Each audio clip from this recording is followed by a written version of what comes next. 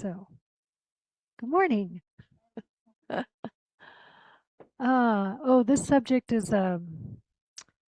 This subject is one that um, I think is really perfect for this time that we're in now. And it's on the surface, it seems fairly straightforward, right? We've all of us who have been on the path for a long time, we know all about non-attachment, right? Um, and then it comes down to where the rubber meets the road in our relationships and how it looks in our relationships. So I'm so glad you're here with me this morning so you can flesh this out for all of us. So I have some thoughts about this, as happens. This is a lofty ideal, one that seems contradictory, relationship without attachment. For a lot of us, relationship is all about attachment, and it begins in infancy, right? Our mothers, for most of us, thought attachment was a very good thing, quite healthy, because an infant that didn't attach was not nourished. So, um, but science of mind lays a foundation of truth that supports the idea of loving relationships that are completely free of expectation. In this, there is freedom, and love of this kind is a higher expression. So, in Living the Science of Mind, Ernest Holmes says, and I also want to say that um, he didn't write a lot about these kinds of relationships specifically. He really didn't have a lot to say about um, marriage and committed relationship between couples. Um, but everything that he wrote all goes back to that idea of oneness and wholeness. So it includes that, but he didn't really talk a lot about it specifically. So I had to kind of like do some searching. But there's one section in Living the Science of Mind that um, is really a prayer. It's a short meditation that he included. He says, I am happy and complete today and forever. Within me is that which is perfect and complete. It is the spirit of all life, truth, and action. I am happy in the certain knowledge of this inner light. I cannot be sad nor sorry, but must radiate joy and life, for life is within me now.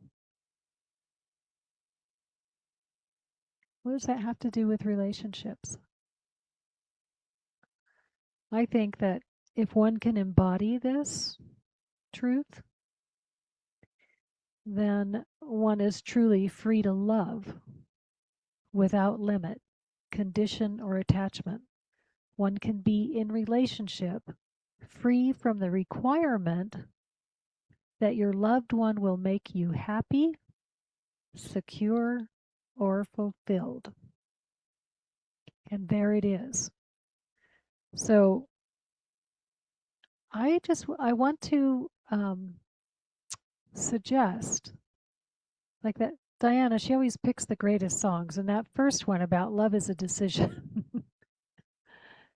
The outward expression of making a decision to live in a loving relationship from this ideal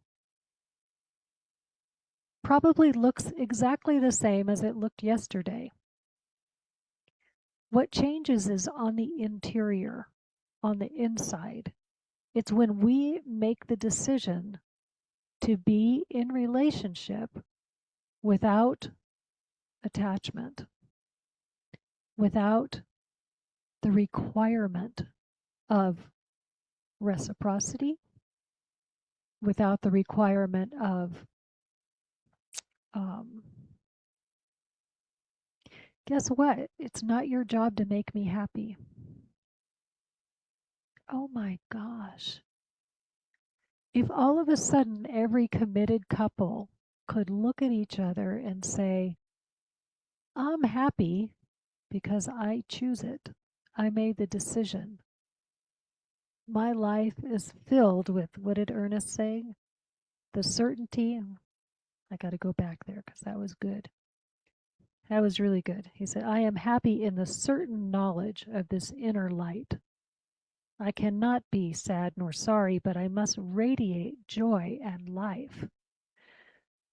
So if all of these committed couples, tight family groups, siblings, could look at each other in love and know that their happiness and their joy is from within.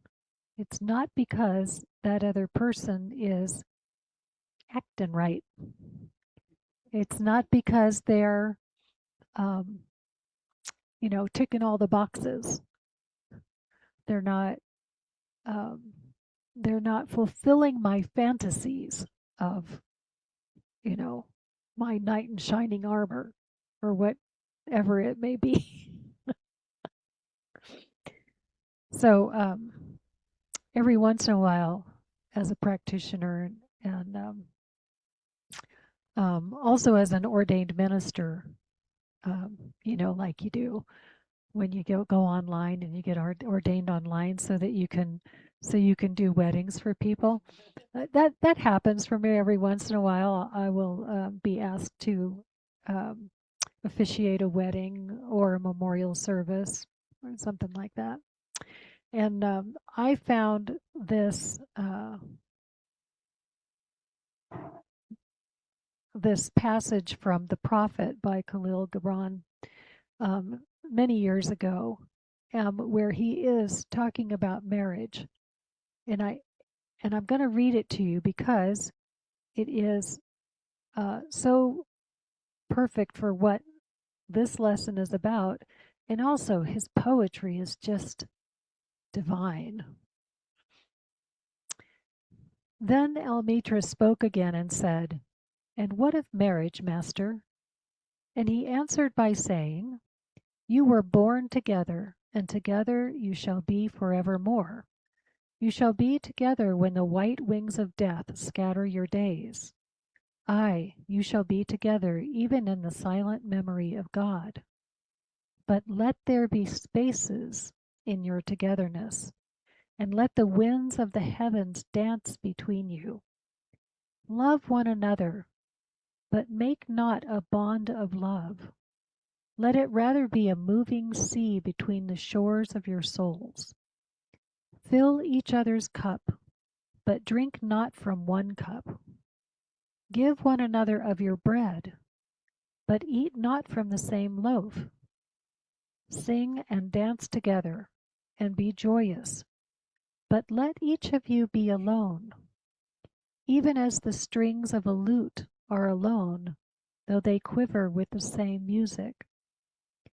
Give your hearts, but not into each other's keeping, for only the hand of life can contain your hearts, and stand together, yet not too near together, for the pillars of the temple stand apart, and the oak tree and the cypress grow not in each other's shadow. So, my understanding of this is um, each one of us, as an individuated expression of the divine, is perfect and whole and complete, just as we are. We're not out there looking for someone to complete us. We're not looking for our other half or our better half. We're not needing to be in relationship in order for us to feel whole. We're already that. And this is what I know. Unless we have that knowing, that understanding, then our relationships cannot be healthy. They can't be they can't be on solid ground if we're always leaning on someone else in order to fulfill our needs. So, guess what? This is for Diana, our music maester over there. Almost every love song ever written is total baloney.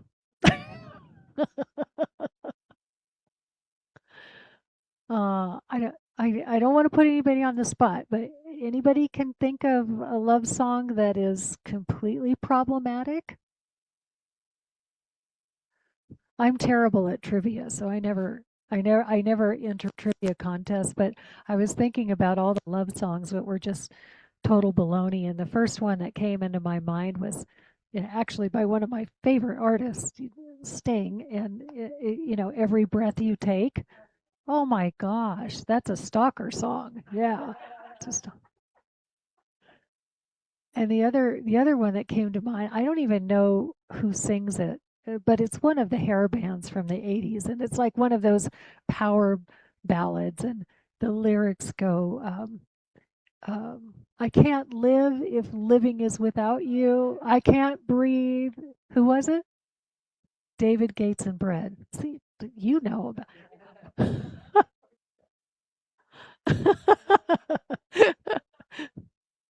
Oh, love stinks. Yeah, love stinks. That's another one. And why why is that? How is it that love can stink? It that only can be true if it's based on expectations. If it's based on the fallacy that we need someone else to validate our worthiness, to complete me. And no offense to all of the um, songwriters, but the love songs are just, yeah, they're problematic. Almost all of them. And now I'm gonna put our resident music trivia buff to work to see if she can find some love songs that are not problematic. I'll bet I'll silly love songs. Oh, yeah. I do know that. Silly Love Songs by Wings. That's a good one. It's a good one. All this the spiritual songs. Well, some of the spiritual songs. There's lots of spiritual love songs that um, still lean heavily on the idea of making of love a bond. So I want to point out that this idea does not negate commitment. So I've been married for 23 years, and I'm probably one of the shortest. I mean, I know there's people in this room that have been married 58 years, 59 years this year, 44 years over here, 45 years. Yeah, that's commitment. So I want to make a point that I'm not talking about commitment. When we come into relationship with another person with whom we make a commitment, and there are agreements, we make agreements. When I married my husband,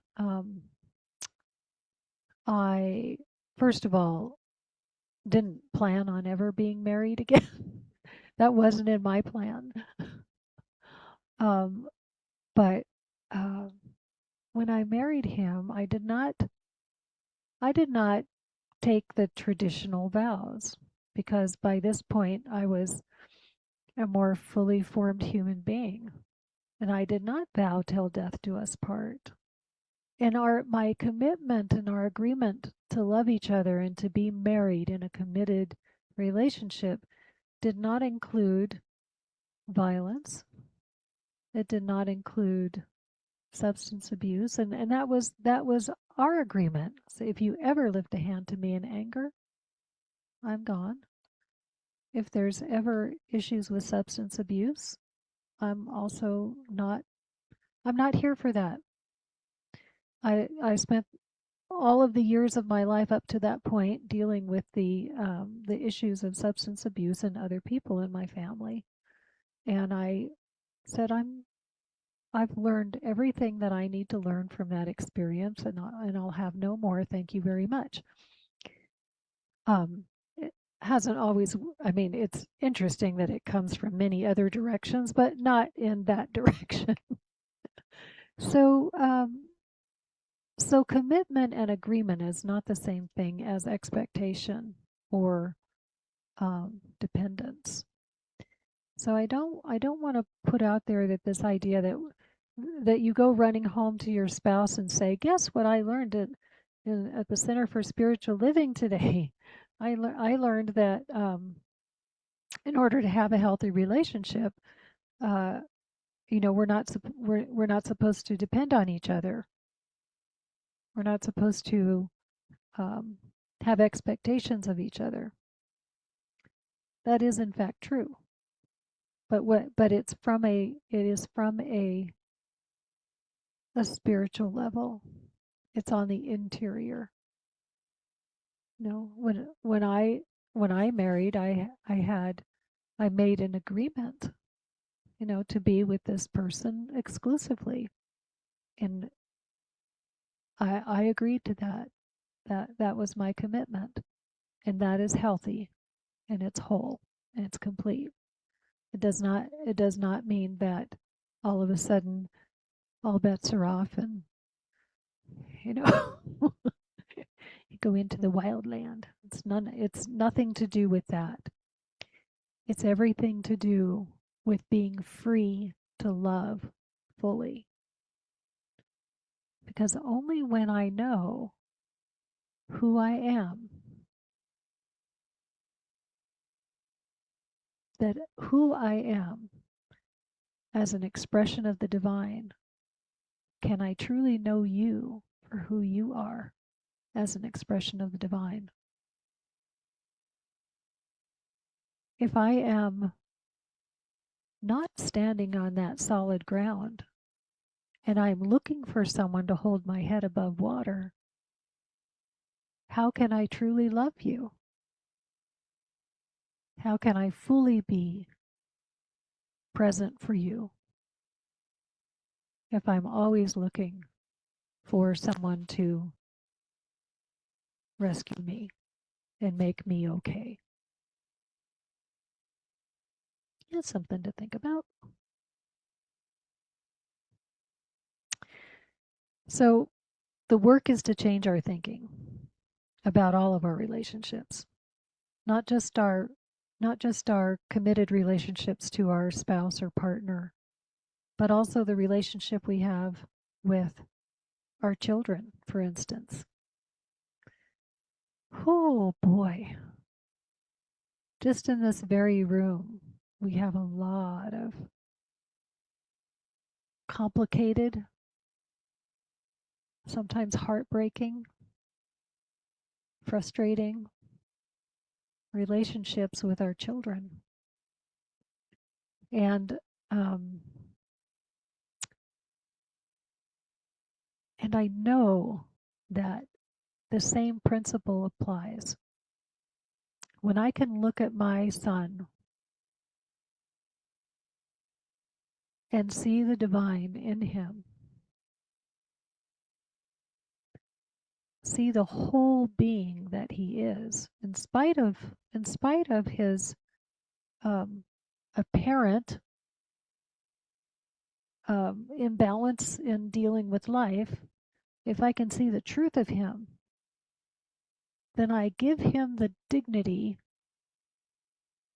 of being that divine expression of God. And as long as I am seeing the apparent deficiencies and pointing them out in my motherly way, that I am that I honestly look at myself, that little observer, the observer mind that stands back and looks at watches myself and my thought processes and notices that the first thing I see when I greet my son is that, no, you didn't shave today. Maybe you could put on some clean clothes this week. I don't know. Could happen. All of these criticisms, all of these, deficiencies that I notice, and I'm getting really, really good at not saying them out loud. Not saying them out loud. But I know it shows on my face. And it's my work to do to continue to see the truth of who he is, to see that divine expression of God, and to allow him the dignity of finding his own way home. And it shows up in the real world, it shows up as not criticizing. It shows up as not rescuing. It shows up as acceptance, like actual acceptance. Like, wow, this was a heavy lift for me. He's going to be 40 years old this year. 40 years old. I've had 40 years of practice, and I'm still working on it. I don't know, some people in this room might have similar experiences.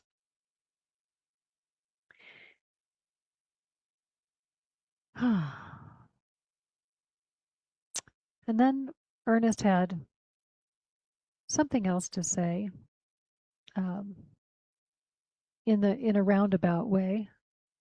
In a roundabout way, like he did. He calls it getting along with people. No one can live to himself alone. Other people are so much a part of our lives that we cannot think of living without them. People who feel themselves excluded from society are maladjusted. Oh, I often thought maybe I'd be happy if I was a hermit in a cave.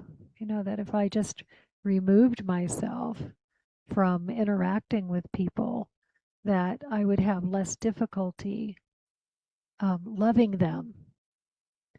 Do you think it's easier to love people when they are um, removed from your presence? Is it easier to feel love and acceptance when it's not right up in your face? It is for me. Ernest says I'm maladjusted. He could be right. Which is why I'm not a hermit in a cave. Tempting, but I haven't gone that far. On the other hand, much of our trouble comes because of others. In our relationships with others, two things must happen if we are to be happy.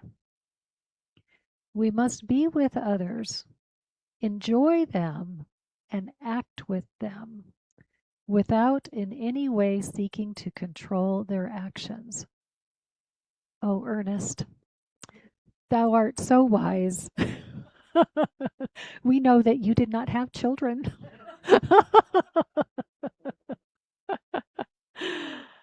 This is not always the easiest thing to do, particularly with our closest friends.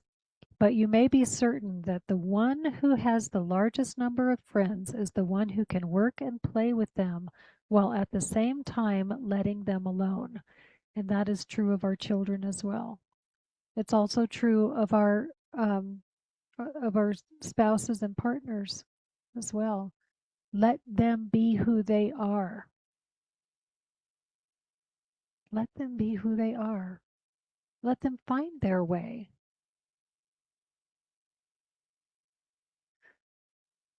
Of course, that's not to say that at some point along the path, each one of us has found a way to be in the world that looks to others on the outside as peaceful, joyful, engaged with life, creative, fun. They want to be around us. It could happen that at some point, one of those children or spouses or family members or friend might say, what is it about you? Why why do I love being in your presence? What tell me your secret of life. And then you can tell them the secret of life. Because this is it. To be fully, wholly one with the all that is. To be self-realized in that way. To understand who you are, what you are.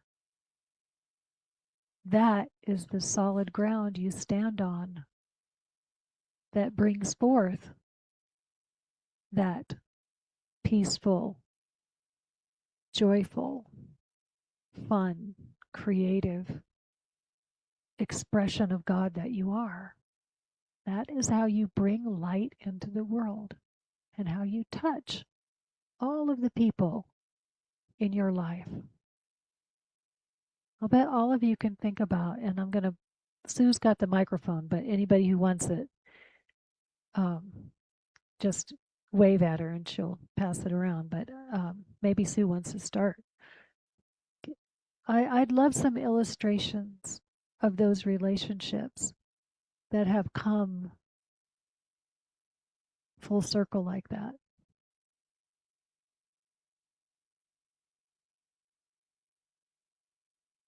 I know they're there. Anybody online too can join. Everything you've talked about is what I finally came to realize and practice with my son. And now we are full circle. Ah, beautiful. Beautiful. Maybe say a little more about that. So, well, when he was younger, I used to try to control him because he scared me. He did dangerous things and was really unpredictable. And in my eyes, well, he did get in trouble with the law and things. And after a while, I found out I couldn't protect him. I couldn't, it was like beating my head against a stone wall. And so through the years, I just learned, it took a lot of prayers and spiritual work to start just seeing him as perfect and that he was on his own soul's journey and just having deep faith. So that's where I was quite, I don't know, the last 10 years, or I don't know how many years, just resting in faith. Well, Penny, do you think that your own personal spiritual growth might have had something to do with definitely. Definitely. And I used to say Damien was my biggest teacher. He pushed every limit I had. And I had to learn, to be okay within myself and just really trust. It's a tough one. It was a tough one for me to trust, no matter what the outward appearances were, that, there was a plan for him. He was preciously loved by God. And I never knew really if I would ever be able to talk to him again in a conscious way.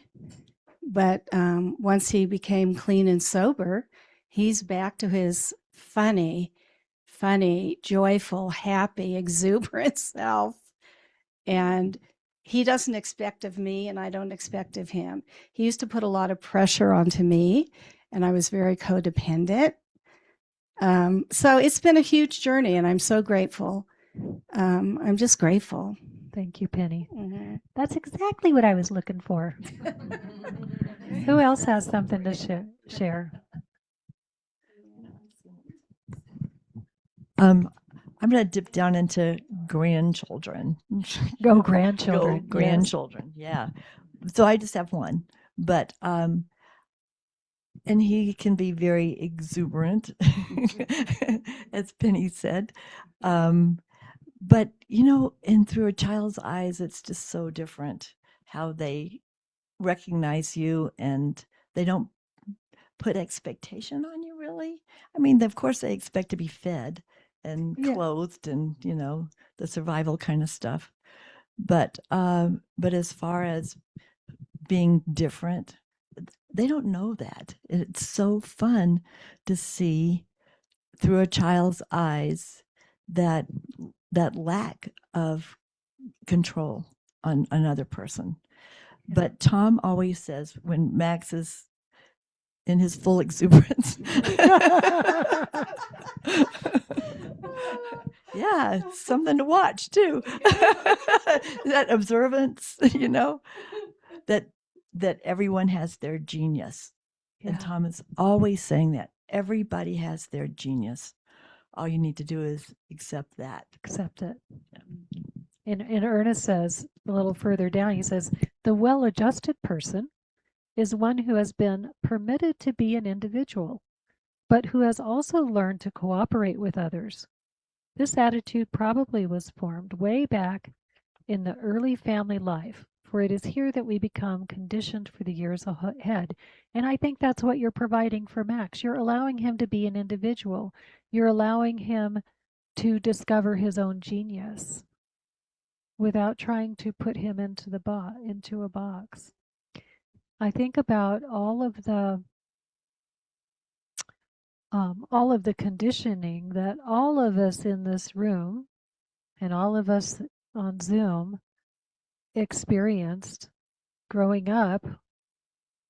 The thinking was very different then. We absolutely were expected to comply with certain norms, and many of us didn't find our genius until much later in life, when we had finally removed ourselves from a lot of those expectations, things like that. So now in talking about this subject about love without attachment, first it begins with ourselves, right? We are not free to love until we love ourselves from the place of knowing who we are. Lots and lots of people have lots of loving relationships when they maybe haven't learned to love themselves, or they have no awareness of who they are, and that of their own inherent wholeness, their own inherent value. And therefore, all of those loving relationships are seeking to fill up those gaps, to complete me, to make me whole, that I'm not worthy in the world until I have that relationship that gives me the status of saying, I'm complete now because I'm a parent, or I'm a spouse. I need to have my identity confirmed by those relationships. Without that relationship of being a spouse or a parent, I can't. I'm not complete. I'm not worthy. I'm just taking up space, or whatever someone might want to say about that. Anybody else have anything they want to share this moment? Okay. Just one, though. I'm kidding. Thing that I think society puts a lot of pressure not just the way we were raised and all of that, and if you can find healing through that, but then you go into society and there are so many expectations of how among parents, how children should, my son, I mean, I never felt ashamed of my son. And so all these parents were getting their identity, and this is judgmental of me, but I felt like they were getting themselves filled up by the accomplishments of their children and the college and the this and the that. And yeah, yeah. And I would just, oh, well, he's in jail now. Oh, no, he never finished high school. It's like, I don't need to impress anyone. And, people don't know what to say when you do that. And I just thank you, God, that I never felt I had to make excuses for him. And it actually removed all that pressure from people because I didn't have to compete. It was like, no, this is what's going on. So that's really strong in our society. Yeah. And I feel bad for kids because I think they're being put in a position to live their parents' dreams. So I don't know. I'm grateful to my son. We are too. I'm so grateful. We are too, for the teacher that he's been. Well, that, he taught me so much, and there was great freedom in that, not trying to feel, ashamed or anything. I was never ashamed. I don't know why, but I never was. And I thank him for that. So anyway, I add something to that. Just on just a little bit of a different note, I've been thinking a lot also about how much society dictates to us about what our relationships need to be.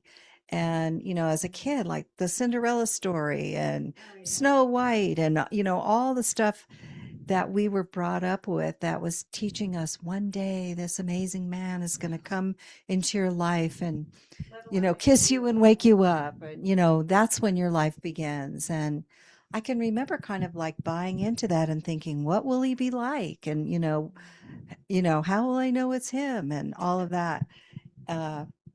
And that it's still going on. You brought up music, but that is such a huge part of especially teenage culture and children's culture. I can't live if living is without you. Yeah, yeah. So I've been reading a book about the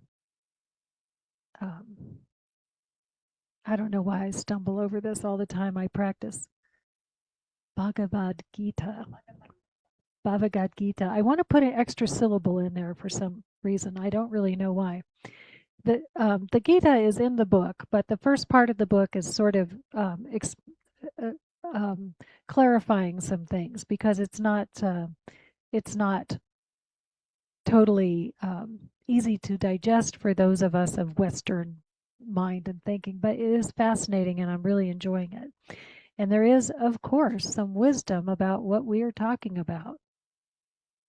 So, Nishkama karma means literally work that is without kama, not karma, kama, K-A-M-A.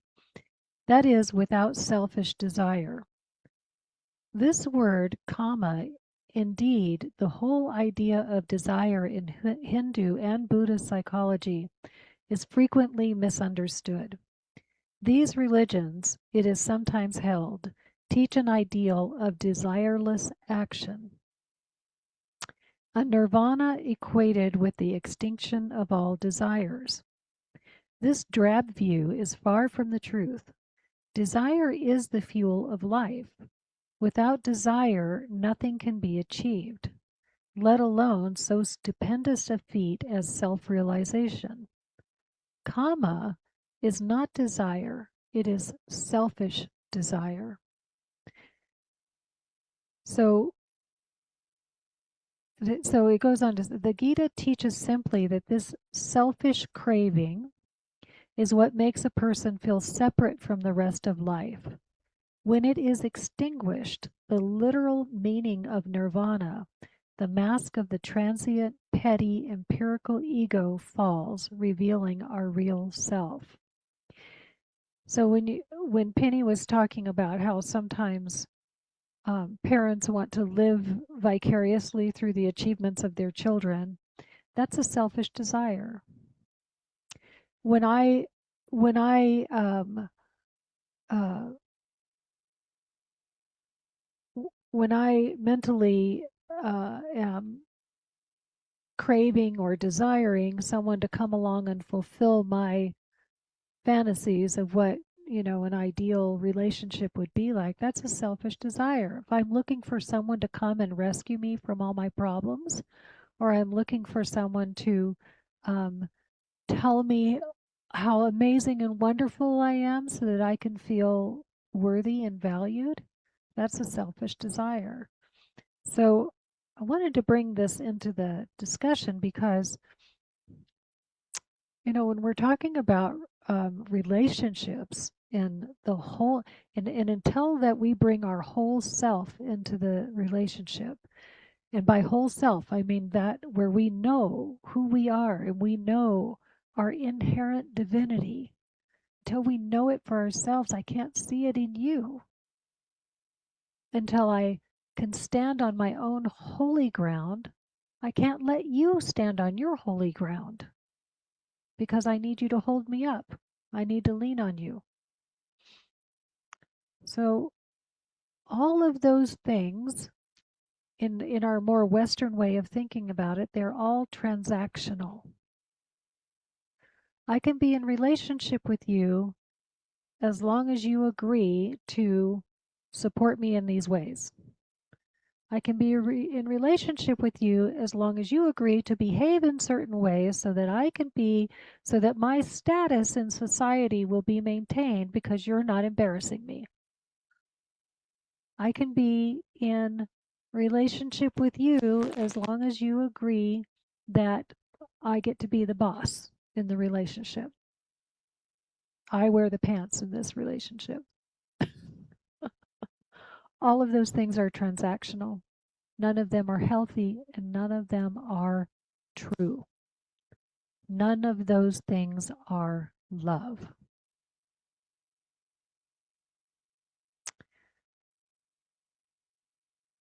So now, when I do my own internal work, because it starts here, has nothing to do with you, has nothing to do with our spouses or our children or society or anyone else. When I do my internal work, now I desire to be with another without the taint of selfishness. If I am one with all that is, what is there to be selfish about? Nothing. There is nothing to be added. There is nothing to be taken away. There is nothing to be um, enhanced or any of that. So, security, if we feel like we're in relationship with someone, and for our security, we need to heal our identification with lack. Happiness. If I need to be in relationship with someone because I want them to make me happy, I know that that's not happiness. that that is there is that happiness is in completely a decision. It's a choice, and it is not dependent on the actions of others. If I am concerned with status, then I need to release the need for approval from society. Who cares that your friends' kids are all going to Ivy League schools, and who cares? You don't need that approval, right? Companionship. If I need a relationship because I'm lonely, then I am not knowing the truth of my oneness with all that is. Because that knowing, that deep knowing of my knowingness of my oneness that all it is, pretty much eliminates the possibility of loneliness. It doesn't mean that we don't want connection, that we don't seek out people we love being around and have and do fun things and all of that, but it's no longer I'm no longer dependent on someone for companionship. I'm not picking up the phone and saying, Judy, you have not called me to check in on me for 2 weeks. You are not fulfilling your obligation to make sure that I am not lonely. So once we have healed all of these internal things, now we are free to express the givingness of God from the source itself, which is unlimited and unconditional. And that's all I have to say about that. Amen.